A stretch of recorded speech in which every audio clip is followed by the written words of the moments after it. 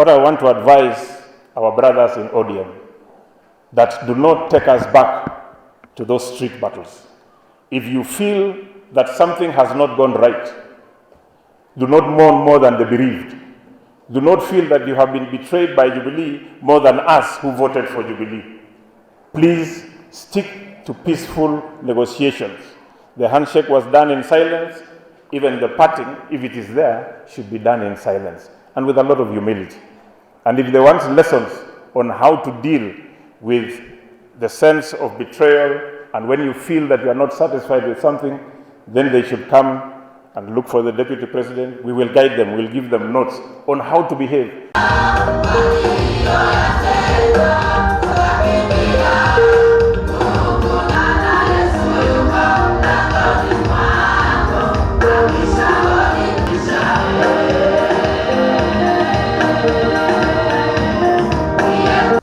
This is God's doing.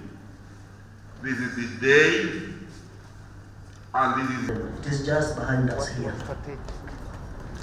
We have also planted realization amongst the East Pokot people by...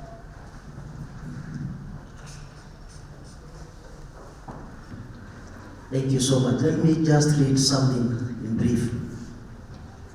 Prayerfulness and timekeeping. Since inception, the coming of the Lord Jesus is drawing near. Therefore,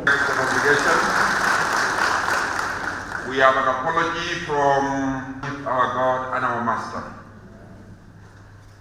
Welcome to... I want to advise our brothers in ODM that do not take us back to those street battles. If you feel that something has not gone right, do not mourn more than the bereaved.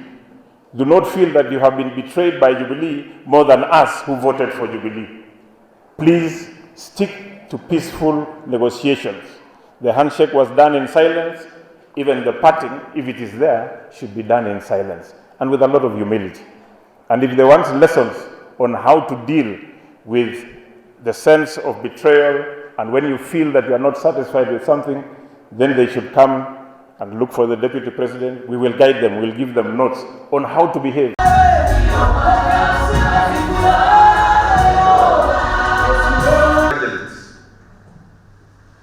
We have 188 not only today, even tomorrow and the days to come.